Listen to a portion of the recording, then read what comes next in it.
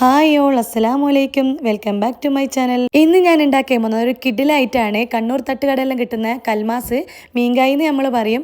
അത് നോമ്പ് തുറക്കുമ്പോൾ ബ്രേക്ക്ഫാസ്റ്റ് ആയിട്ടും സ്നാക്ക് ആയിട്ടും എല്ലാം ഉണ്ടാക്കിയെടുക്കാൻ പറ്റും. ഇത് ഏറ്റവും ടേസ്റ്റ് ഉണ്ടാവുക ചെമ്മീൻ മസാല വെച്ചിട്ടാണ്. അപ്പം നമുക്ക് വീഡിയോയിലേക്ക് കിടക്കാം.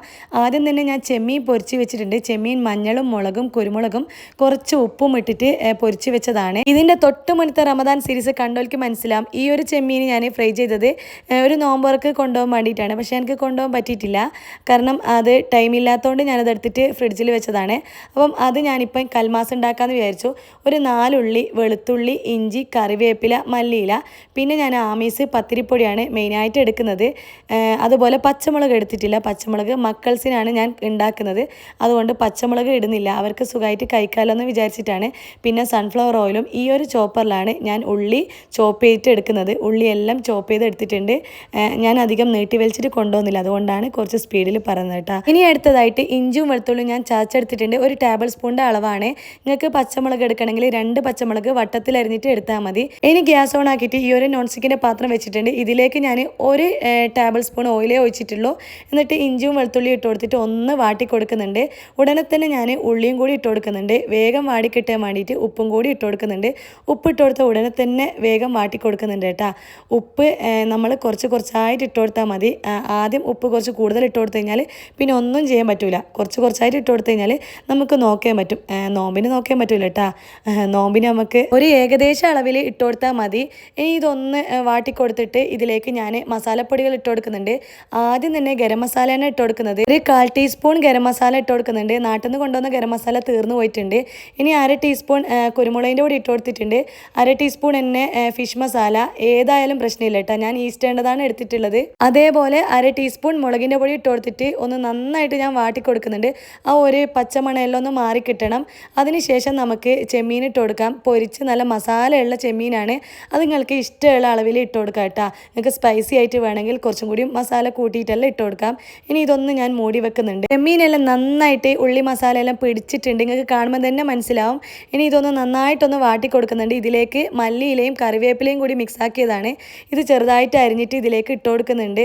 ഈ ഒരു മസാല മക്കൾസിനെല്ലാം ഭയങ്കര ഇഷ്ടമാണ്. പ്രത്യേകിച്ച് ചെമ്മീനെ കൊണ്ട് എന്തുണ്ടാക്കിയാലും സൂപ്പറായിരിക്കും. അത് ബിരിയാണി ആയാലും എല്ലാം സൂപ്പറായിരിക്കും.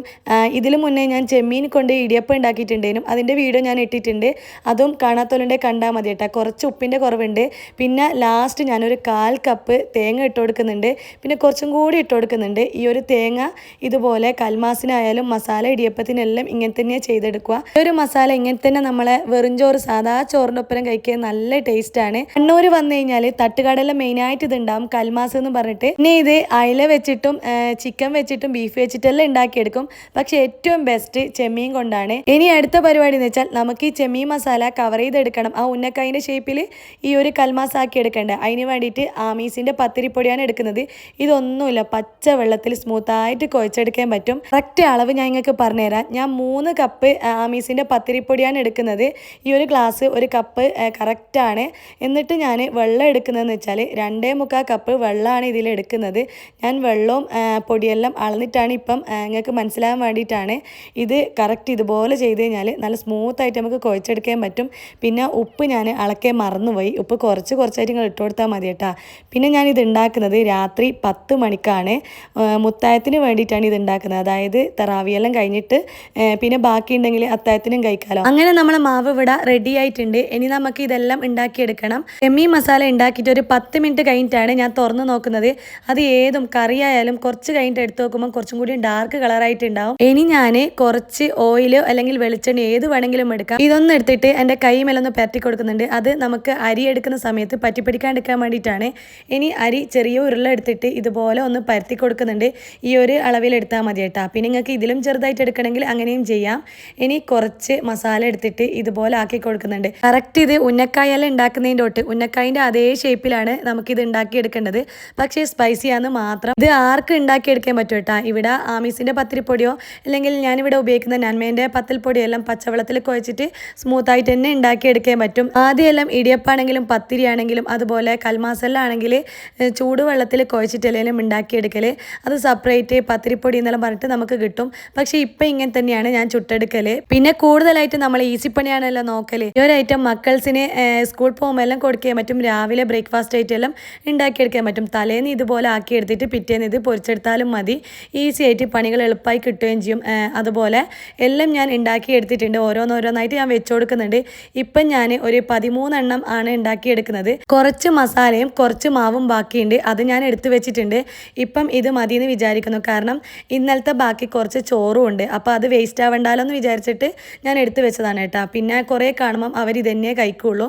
ഇനി ഈ ഒരു സ്റ്റീമർ വെച്ചിട്ടുണ്ട്. ആവിച്ചെമ്പിൻ്റെ അടിയിൽ കുറച്ച് വെള്ളം വെച്ചിട്ട് അതിൻ്റെ മുകളിൽ തട്ട് വെച്ച് കൊടുക്കുന്നുണ്ട്. കുറച്ച് ഓയിൽ സ്പ്രെഡാക്കി കൊടുത്തിട്ട് ഒന്ന് തടവിയിട്ട് ഇത് വെച്ച് കൊടുക്കുന്നുണ്ട്. അത് എടുക്കുന്ന സമയത്ത് പറ്റിപ്പിടിക്കാണ്ടിരിക്കാൻ വേണ്ടിയിട്ടാണ്. ഇത് വേഗം നമുക്ക് ആയി കിട്ടും. അതുകൊണ്ട് ഇങ്ങനെ വെച്ച് കൊടുത്താൽ മതി. ഇനി രണ്ടാമത്തെ തട്ടിലും ഞാൻ ഇങ്ങനെ തന്നെ ഓയിൽ പുരട്ടി കൊടുത്തിട്ട് ഒന്ന് സ്പ്രെഡാക്കി കൊടുക്കുന്നുണ്ട്. ഇങ്ങനെ തന്നെ വെച്ച് കൊടുത്തിട്ട് ഒരു 10 മിനിറ്റ് വെച്ചാൽ മതി, വേഗമായി കിട്ടും. ഈ ഒരു സ്റ്റീമറിന് ഒരു തട്ടും കൂടിയുണ്ട്, പക്ഷേ ഞാൻ ഒരിക്കലും വെക്കലില്ല. 2 തട്ടാകുമ്പോൾ കറക്റ്റ് വേവായി കിട്ടും. 3 വെച്ച് കഴിഞ്ഞാൽ ചിലപ്പോൾ അത് വെന്ത് കിട്ടണമെന്നില്ല. ഇനി അത് മൂടി വെച്ചിട്ട് ഞാൻ 10 മിനിറ്റ് കഴിഞ്ഞിട്ട് നിങ്ങൾക്ക് കാണിച്ചു തരാം. ഇതുപോലെ കിട്ടും. ഇത് ആക്കിയ പാടന്നെ അത് എടുത്ത് മാറ്ററ്, അപ്പോൾ അത് പറ്റി പിടിക്കും, പിന്നെ അടർന്ന് പോവും. ഇത് കുറച്ച് കഴിഞ്ഞിട്ടൊന്ന് ആറിയതിന് ശേഷമാണ് എടുത്ത് മാറ്റേണ്ടത്. ഇനി ഇതിലേക്ക് ഞാൻ മസാല ചേർക്കുന്നുണ്ട്. അതിന് വേണ്ടിയിട്ട് ഒരു 1.5 ടേബിൾ സ്പൂണ് മുളകിൻ്റെ പൊടി ചേർത്തിട്ടുണ്ട്.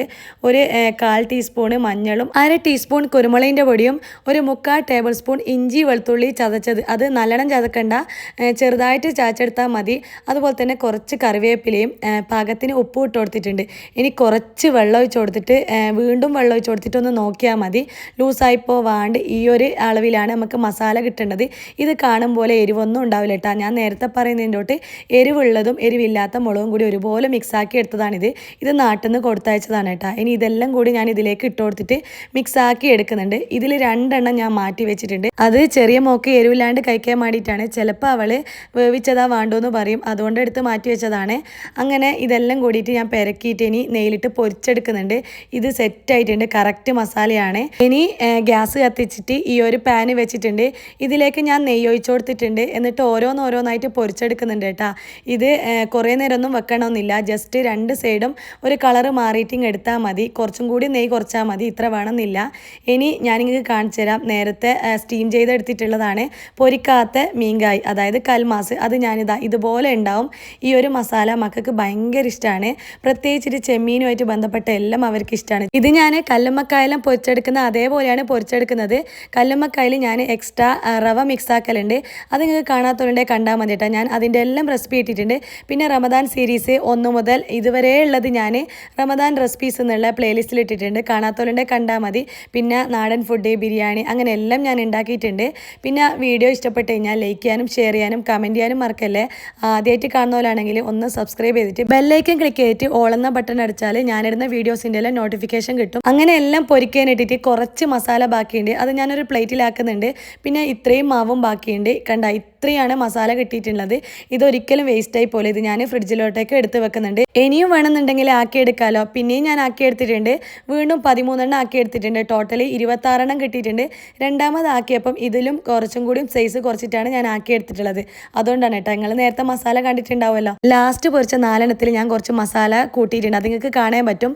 ബാക്കിയെല്ലാം ചെറിയ മക്കൾ കഴിക്കുന്നതുകൊണ്ടാണ്. അനക്കും അമ്മനും കുറച്ച് സ്പൈസിയിലുമാണ് കേട്ടോ. പിന്നെ ഹസ്ബൻഡ് മീൻ കഴിക്കൂല. അങ്ങനെ നമ്മളെ കണ്ണൂർ സ്പെഷ്യൽ കൽമാസ് ഇഷ്ടപ്പെട്ട് കഴിഞ്ഞാൽ എന്തായാലും ഒന്ന് ട്രൈ ചെയ്ത് നോക്കോ. പിന്നെ വീഡിയോ ഇഷ്ടപ്പെട്ട് കഴിഞ്ഞാൽ ലൈക്ക് ചെയ്യാൻ മറക്കല്ലേ. അപ്പോൾ ഇന്നത്തേക്ക് ഇത്രയേ ഉള്ളൂ. ഇനിയും പുതിയ വെറൈറ്റി ആയിട്ടുള്ള റെസിപ്പി ആയിട്ട് ഞാൻ വീണ്ടും വരുന്നതായിരിക്കും. അതുവരേക്കും അസ്സലാമു അലൈക്കും, ടാറ്റാ, ബൈ.